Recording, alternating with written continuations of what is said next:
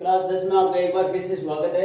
हम अध्याय 8 जिसका एक खंड हम पढ़ चुके हैं, दूसरा खंड हम पढ़ रहे हैं भाग सेकंड। अब इस भाग सेकंड में आपने जो प्रथम ने पढ़ा था उसमें जल संसाधन का अर्थ, उसके बाद में जल संसाधन का संरक्षण का अर्थ, जल संरक्षण क्यों आवश्यक है इसके बारे में पढ़ा था, बहुउद्देशीय परियोजना के बारे में पढ़ा था। यानी ये तो भाग बना था प्रथम भाग में। प्रथम भाग में ये सारी चीजें हमने पढ़ी थी, बहुउद्देशीय परियोजना के बारे में हमने पढ़ा था।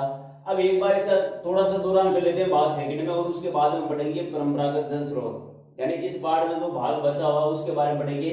लेकिन जल संसाधन से क्या तात्पर्य है कि वह साधन या वह प्रत्येक वस्तु पदार्थ इस धरातल पर उपलब्ध जो मनुष्य की आवश्यकता की पूर्ति करता हो उसे संसाधन कहते हैं। तो जल भी एक संसाधन का स्वरूप है। उसके बाद जल संरक्षण क्यों आवश्यक है? जिन क्षेत्रों में पानी की कमी है, जहां पर वर्षा कम होती है, उन क्षेत्रों में जल की आवश्यकता अधिक रहती है। ये टॉपिक 2 नंबर का यहाँ से पूछा जा सकता है कि जल संरक्षण से क्या तात्पर्य है या जल संरक्षण किसे कहते हैं। यहाँ पर तो किसे कहते हैं परिभाषा है कि व्यर्थ में बह रहे जल को रोकने की प्रणाली या व्यर्थ में बह रहे जल को एकत्रित करने की प्रणाली को जल संरक्षण कहा जाता है।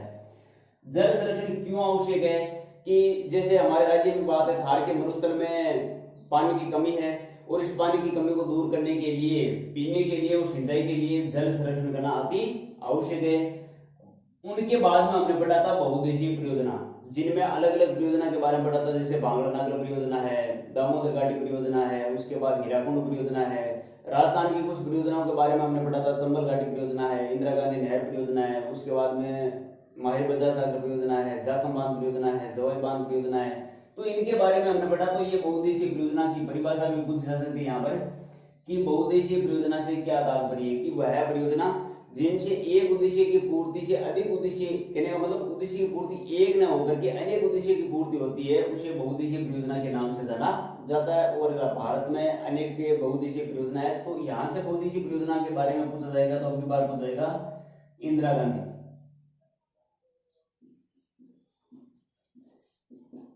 गांधी नहर परियोजना, ये याद रखना। इसके बारे में अगली बार पूछा जा सकता है कि इंदिरा गांधी नहर परियोजना के बारे में समझाइए, या माही बजार सागर परियोजना के बारे में पूछा जा सकता है। अब हम इस टॉपिक से आगे बढ़ेंगे, सेकंड पार्ट में बढ़ेंगे राजस्थान के प्रमुख परंपरागत जल स्रोत।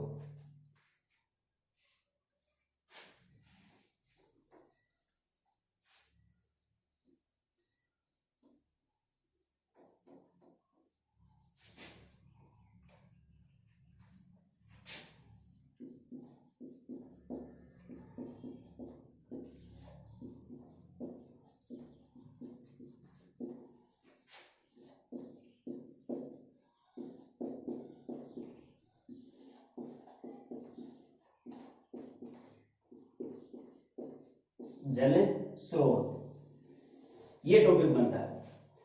अब इसमें ये बात है कि परंपरागत का मतलब है सदियों से ये प्रणाली चली आ रही है। कहने का मतलब राजस्थान में जल संरक्षण की प्रणाली है वो कोई आधुनिक नहीं है। पहले राजा महाराजा साहूकार उनके माध्यम से भी जल संरक्षण की प्रणाली है वो अपनाई गई है। तो परंपरागत जल स्रोतों में जो मुख्य रूप से जो अलग अलग खंड बनाए गए हैं, किन किन स्रोतों के माध्यम से जल संरक्षण होता है उनके बारे में हम विस्तार से वर्णन करेंगे। जैसे 1 नंबर पर हम वर्णन करेंगे बावड़ी के बारे में, नंबर 2 हम बात करेंगे झील के बारे में, नंबर 3 हम बात करेंगे तालाब के बारे में, नंबर 4 हम बात करेंगे जैसे टांका के बारे में, नंबर 5 हम बात करेंगे जैसे जोहड़ के बारे में, नंबर 6 यहाँ पर बेरी या कुई,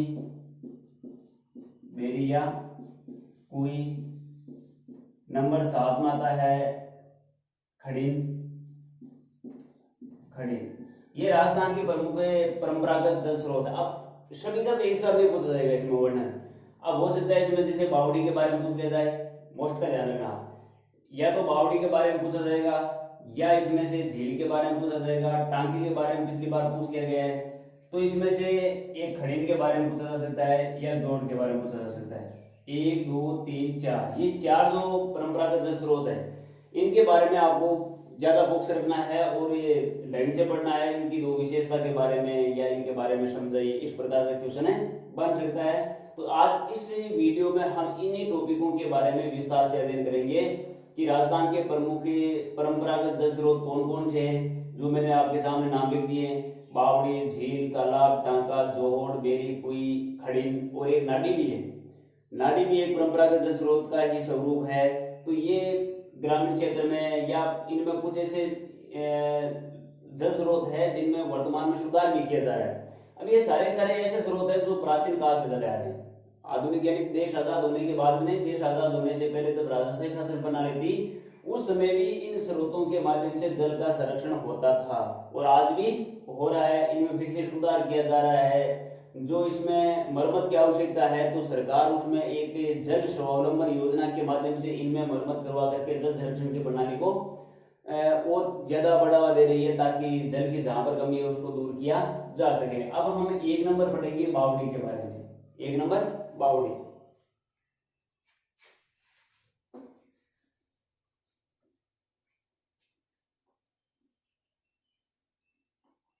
अब बावड़ी गोलाकार भी हो सकती है, वर्तुलाकार भी हो सकती है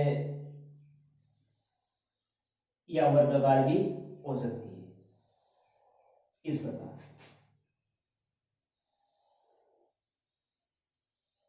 यहां पर हमने गोलाकार या वर्ताकार आकार दिया इसका। अब इनमें लगी रहती है सीढ़ियां।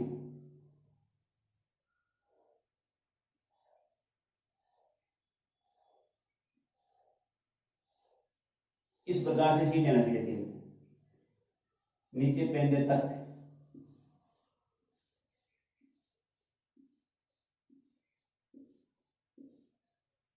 यहां तक।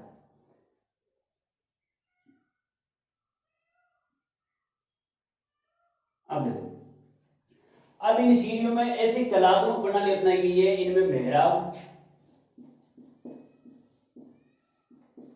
मेहराब व झरोखे, मेहराब व झरोखे बनाए गए। मेहराब का मतलब है आर पार ऐसा भाग बनाए गए हैं।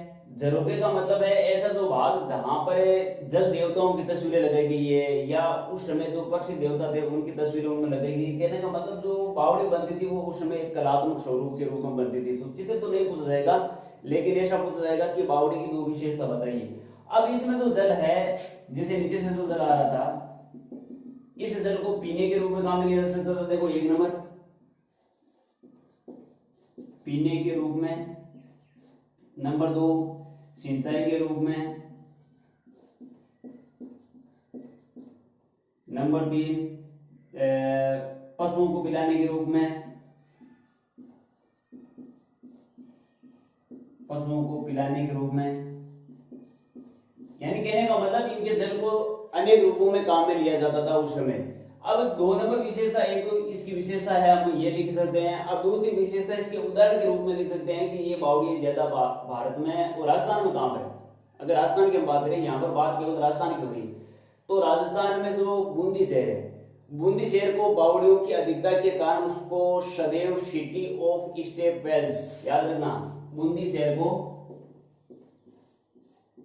स्टेप सिटी ऑफ वेल्स के नाम से, यानी स्टेट सिटी ऑफ वेल्स के नाम से किस शहर को जाना जाता है, किस जिले को जाना जाता है? बूंदी जिले को स्टेट वेल्स,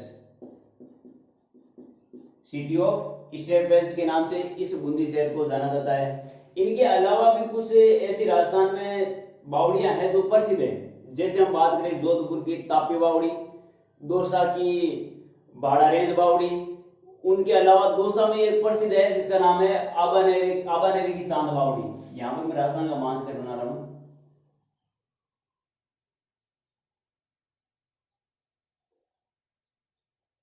अब दौसा में यहां पर एक बावड़ी है जिसका नाम है आबानेरी की चांद बावड़ी, आबानेरी की चांद बावड़ी ये भी प्रसिद्ध है। यानी जोधपुर में तापी बावड़ी, यहां पर है तापी बावड़ी। यहां पर जो बूंदी है, इस बूंदी को बावड़ियों का शहर भी कहा जाता है या सिटी ऑफ वेल्स के नाम से भी इस शहर को जाना जाता है। किसको? बूंदी शहर को। अब इनके अलावा जैसे चांद बावड़ी है, चित्तौड़ की विनीता बावड़ी, चित्तौड़ जो यहाँ पर है, यहाँ पर एक बावड़ी जिसका नाम है विनीता बावड़ी, विनीता बावड़ी। ये बावड़ियां हैं, यानी मैंने उदाहरण भी बता दिया है, बावड़ी का उपयोग भी बता दिया कि बावड़ी में जो परंपरागत जल संरक्षण की प्रणाली के रूप में इसमें वर्षा के जल को भी एकत्रित किया जा सकता था और नीचे से जो जल आ रहा है उसको, जिन क्षेत्रों में पानी की कमी थी उन क्षेत्रों में ये बावड़ियां ज्यादा बनाई गई थी और ये राजशाही शासन प्रणाली के रूप में वहां से इनकी शुरुआत की गई है। यानी ये कलात्मक जो बावड़ियां है वो राजा महाराजा के समय ये बावड़ियां बनाई गई थी। आज भी ये बावड़ियां है, लेकिन आज ये बावड़ियां जर्जर की स्थिति में है, इनमें पानी रुक नहीं पा रहा है, इनमें मरम्मत की आवश्यकता है। तो भारत सरकार और राज्य सरकार इनकी मरम्मत के लिए, इनको पुनर्जीवित करने के लिए प्रयास कर रही है। तो एक नंबर टॉपिक पूरा हुआ कौन सा, बावड़ी का।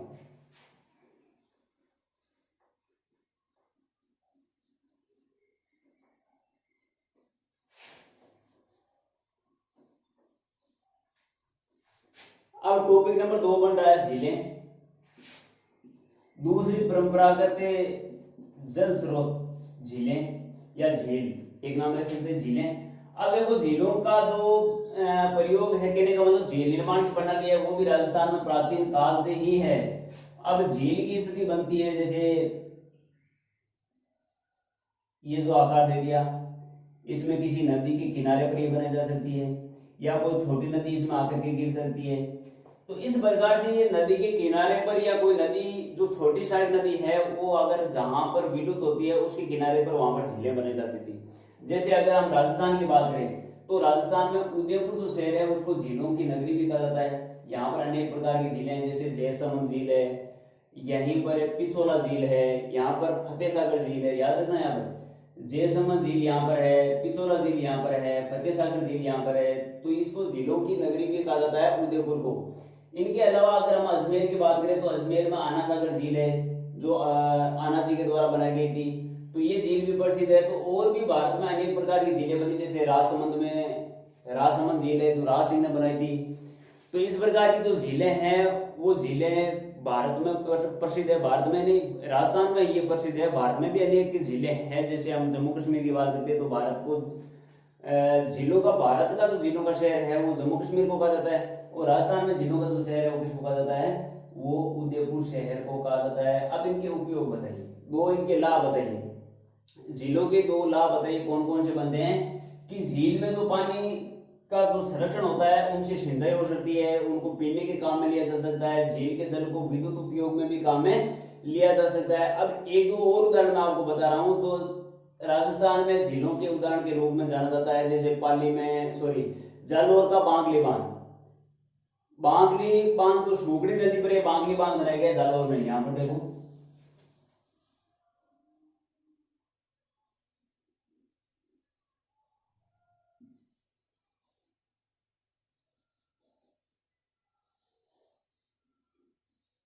राजस्थान में, यहाँ पर जालौर में, यहाँ पर बांगली बांध,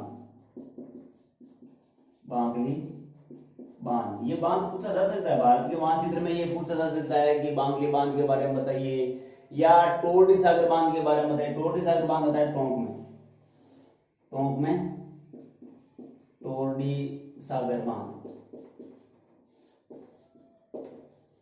ये कहां पर आ रहा है, ये आता है दौसा का, टोंका, टोंका है टोरडी सागर। अगर पाली जिले की बात करें तो पाली में सरदार समंद, सरदार समंद ये पाली में आता है, देखो यहां पर है सरदार समंद, सरदार समंद झील जो किस जिले से संबंधित है, पाली से, ये पाली जिले से संबंधित है। तो कहने का मतलब है टोंक में जैसे टोरडी है उसी प्रकार जालौर में जो बांगली जो सुगड़ी नदी के तट पर ये बनाई गई है। उसके बाद में जो पाली जिले में सरदार समंद झील बनाई गई है। बूंदी में नवलखा झील बनाई गई है, बूंदी शहर में एक प्रसिद्ध झील है जिसका नाम है नवलखा झील, नवलखा झील ये प्रसिद्ध झील है। तो भारत के मानचित्र में भी इनको, इनके बारे में पूछा जा सकता है। नवलखा झील को भारत के मानचित्र में दर्शाइए, तो आपको राजस्थान में दर्शानी है और कौन से जिले में दर्शानी है, बूंदी जिले में ये झील आपको दर्शानी है। तो इसी प्रकार जो राजस्थान में जयसमंद झील है जो उदयपुर में है, पिछोला झील है जो उदयपुर में है, राजसमंद झील है जहां पर नौचो की पाल है। राजसमंद जिले में राज सिंह के द्वारा बनाई गई झील है जहां पर नौचो की पाल बनाई गई उस झील पर, नौचो की पाल। तो ये मैटर है वो झील से संबंधित है, यानी झील के दो उपयोग बताइए या प्रमुख झीलों को कोई एक झील का नाम ले लिया जाए, उसको भारत के या राजस्थान का मानचित्र तो आपके नहीं आएगा, आपके मानचित्र आएगा भारत के, लेकिन भारत के मानचित्र में है वो राजस्थान में ये झीलें हैं वो पूछी जा सकती है इनमें से। तो थोड़ा सा ध्यान देना कि टोटली सागर या सरदार समंद झील कहाँ पर है, बांगली बांध कहाँ पर है, नौचों की बाल कहाँ पर है, नवलखा झील कहाँ पर है। तो ये टॉपिक पूरा होता है कौन सा झील का, यानी झील की प्रणाली है वो भी प्राचीन काल में। परंपरागत रूप से झीलों का निर्माण पहले से भी किया जा रहा है, अभी भी झीलों का निर्माण हो रहा है। तो राजा महाराजा शाहूकारों के समय भी झीलों का निर्माण किया है, कि राजा महाराजा और बंजारों के द्वारा इन झीलों का निर्माण उस समय राजस्थान में करवाया गया था। उसके बाद में तीसरा टॉपिक है वो तालाब।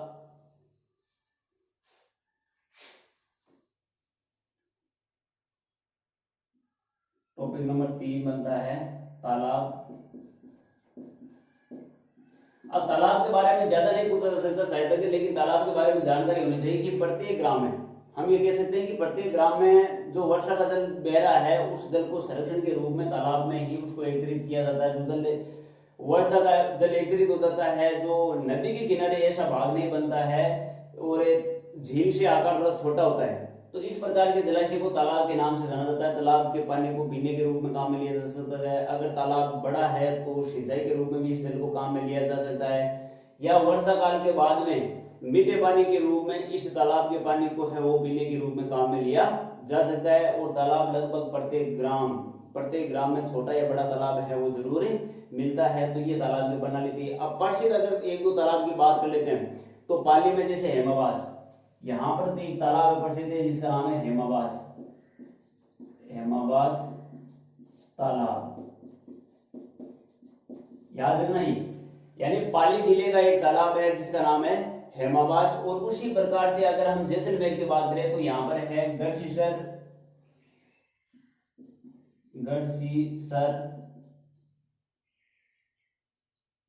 और गजरूप सागर, एक सागर हो रहा है गजरूप सागर,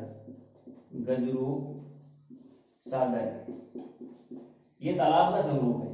यानी ऐसे तालाब ही बनाए गए हैं जो कहां पर है, ये जैसलमेर से संबंधित दोनों, गढ़सीसर और गजरूप सागर दोनों है वो कौन से जिले से संबंधित है, ये जैसलमेर जिले से संबंधित है। अब हम उसके बाद में बात करेंगे, जो अगला भाग बनेगा वो बनेगा टांका।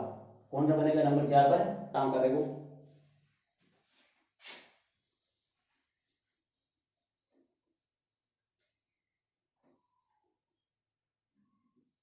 4 नंबर है टांका। अब ये टांके की प्रणाली ज्यादा कहां पर प्रचलित है, ये राजस्थान के पश्चिमी क्षेत्र में, इन क्षेत्रों में ये टांके की प्रणाली वो ज्यादा प्रसिद्ध है। देखो वैसे तो पूरे भारत में, ये राजस्थान में नहीं पूरे भारत में ही है, जल स्रोत में ये टांका है वो काफी चर्चित है, लेकिन पश्चिमी राजस्थान में इस टांके का महत्व ज्यादा है। क्यों? क्योंकि यहाँ पर वर्षा कम होती है, तो जो छत का पानी है, जो भवन में छत का पानी है,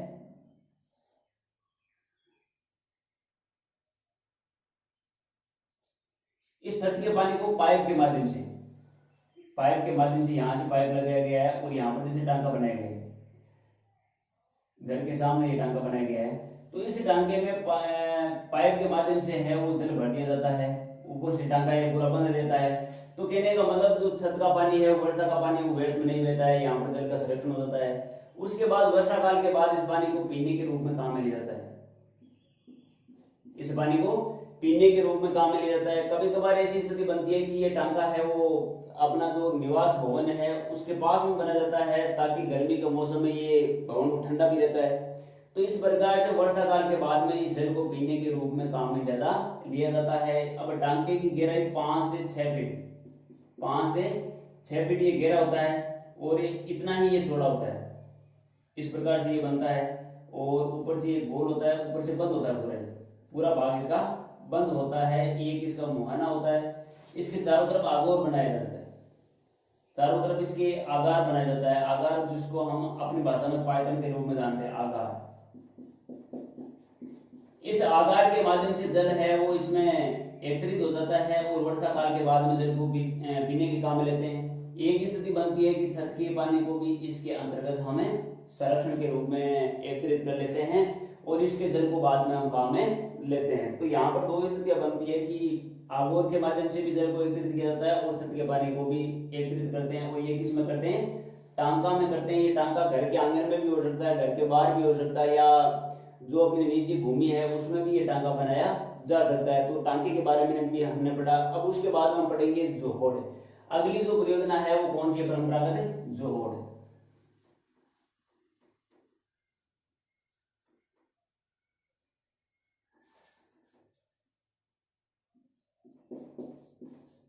जोहड़।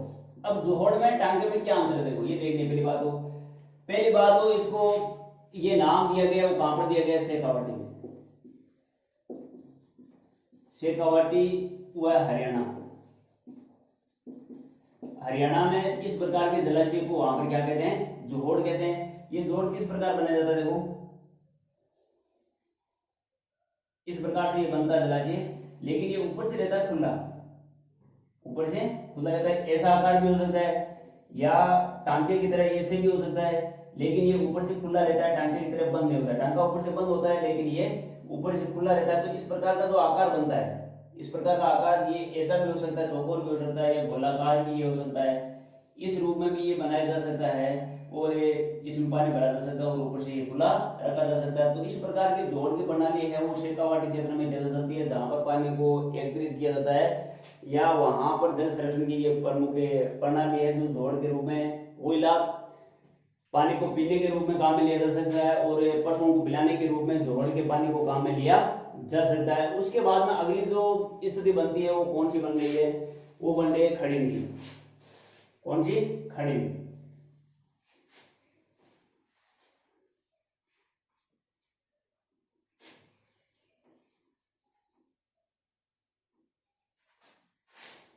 अब खड़ीन, खड़ीन या इसका दूसरा नाम है खादिन। खड़ीन या खादिन, कोई भी नाम आ सकता है। खड़ीन या खादिन की प्रणाली को समझाइए। खड़ीन या खादिन किसे कहा जाता है? ऐसा पूछा जा सकता है। तो मध्यकाल में बात आती है कब की? मध्यकाल की।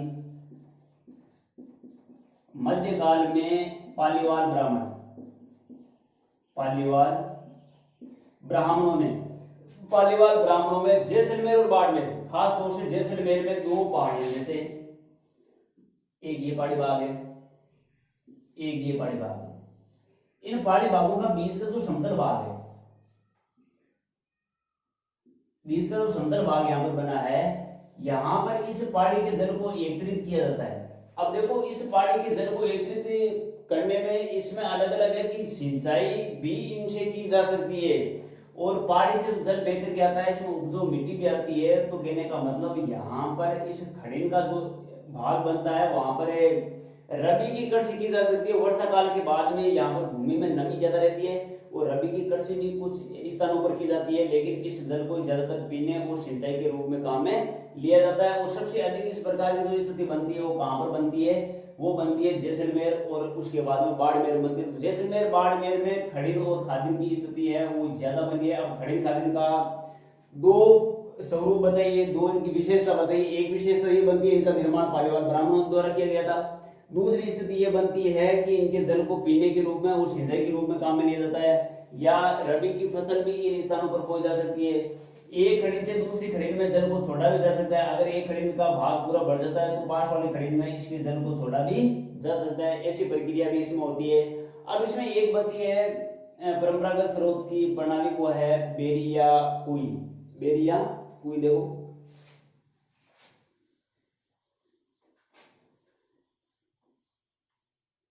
अगली है 6 नंबर, बेरिया कुई। अब देखो बेरिया कुई कहां पर बनाई जाती है? एक तो तालाब, सॉरी तालाब झील, तालाब व खड़ीन, सॉरी खड़ीन या जो खादिन जो बनी थी, खड़ीन या खादिन जो बनी थी वह खादिन या खड़ीन।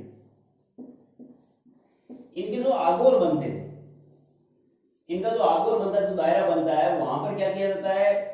जैसे हम ट्यूबवेल की स्थिति के रूप में वहां पर कुई बनाई जाती है, गहराई में खोदा जाता है, और इसलिए खोदा जाता है कि वर्षा काल के बाद जब वो जल वहां पर सूख जाता है तो उस जल को बाहर कुई के माध्यम से निकाल करके पीने के काम में वहां पर लिया जा सकता है, पीने के रूप में, उसको सिंचाई के रूप में भी काम में लिया जा सकता है, क्योंकि वो मीठा जल रहता है। वहां पर वर्षा जल का बहाव है वो उस गहराई में गया है जिसको कुएं के माध्यम से बाहर निकाला जा सकता है। और ज्यादातर ऐसे स्थान है जहां पर ये प्रसिद्ध भी है, ऐसी कुइयां प्रसिद्ध भी है जहां पर तालाब और खड़ीन के आगोर में ये कुइयां बनाई भी जाती है।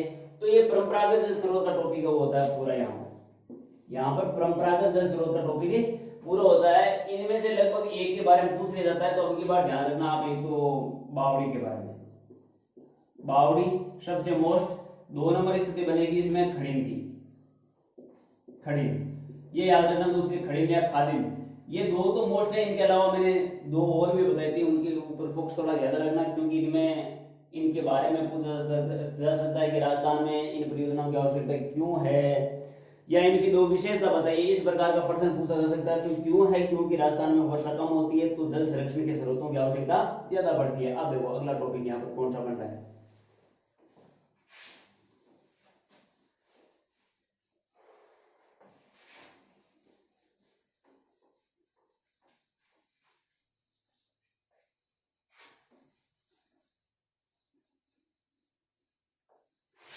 अब नेक्स्ट टॉपिक और अध्याय नंबर 8 का लास्ट पॉइंट जो बनता है वो बनता है जल स्वावलंबन। जल स्वावलंबन। अब यहां पर पूछा जा सकता है इसका अर्थ। इसके अर्थ में यह आता है कि यह एक ऐसी परियोजना है कि जल स्वावलंबन एक ऐसी परियोजना है जो जिन क्षेत्रों में पानी की कमी है उस पानी की कमी को दूर करके लोगों को आत्मनिर्भर बनाना, यही जल स्वावलंबन है। यानी जल स्वावलंबन का अर्थ यह होता है कि आत्मनिर्भर, आत्मनिर्भर कहने का मतलब है स्वयं जो दूसरों पर निर्भर नहीं रहे मीठे पानी के लिए, आत्मनिर्भर बनाने के लिए ये भारत सरकार और राज्य सरकार के लिए 2 अलग अलग योजना चलाई गई है। केंद्र सरकार के द्वारा जो योजना है वो है जल क्रांति योजना, और राजस्थान सरकार द्वारा जो योजना चलाई गई वो है मुख्यमंत्री जल स्वावलंबन योजना। यहां से प्रश्न पूछा जा सकता है इसका कि मुख्यमंत्री जल स्वावलंबन योजना का 2 उद्देश्य बताइए। तो एक उद्देश्य ये बनता है कि जिन क्षेत्रों में पानी की कमी है वहां पर लोगों को पानी की कमी को दूर करके आत्मनिर्भर बनाना। एक तो इसका उद्देश्य ये हो गया। दूसरा उद्देश्य इसका ये बनता है कि जहां पर परंपरागत जल स्रोत जो जर्जर की स्थिति में है, जहां पर वो टूट फूट उसमें ज्यादा है, तो उन स्थानों पर उनकी मरम्मत करवाना। और तीसरी स्थिति ऐसी बनती है कि सरकार और भामाशाह के द्वारा, वहां स्थानीय लोगों के द्वारा जल संरक्षण की प्रणाली को अत्यधिक बढ़ावा दिया जाए ताकि वहां पर जो जल की कमी है उसको दूर किया जा सके। तो अध्याय नंबर 8 और अध्याय नंबर 8 में इतने टॉपिक है। ये लास्ट टॉपिक जल स्वावलंबन है और इसके बारे में भी पूछा जा सकता है कि जल स्वावलंबन का अर्थ बताइए, कोई इसका 2 लाभ बताइए। तो ऐसा क्वेश्चन यहाँ से पूछा जा सकता है। या मानचित्र के लिए जो परियोजना जितनी मैंने बताई वो परियोजना मानचित्र में दर्शाने का भी प्रयास कीजिएगा, मानचित्र के लिए भी वहां से पूछा जा सकता है। तो अब नेक्स्ट जो वीडियो हम बनाएंगे उसमें बढ़ेंगे अध्याय नंबर 11, अध्याय 11, और वो बनेगा विनिर्माण। एक पार्ट बीच में छूटा हुआ है, वो कौन सा अध्याय है, 11 नंबर है, उसके बारे में पढ़ेंगे। तो वीडियो को ध्यानपूर्वक पढ़िएगा। और अगर आपने सब्सक्राइब नहीं किया अब तक अगर सब्सक्राइब नहीं किया तो इस चैनल को सब्सक्राइब जरूर कर लीजिएगा, क्योंकि आपके पास जैसे मैं वीडियो दूसरा बनाऊंगा उसका नोटिफिकेशन तुरंत मिल जाएगा और आप उस वीडियो को देख पाएंगे। तो अगर सब्सक्राइब नहीं किया है तो सब्सक्राइब जरूर कीजिएगा। और आप अपने आसपास के जितने भी जो स्टूडेंट आपके सहपाठी है उनके पास आप शेयर भी कर सकते हो। धन्यवाद, आज के लिए बस इतना है।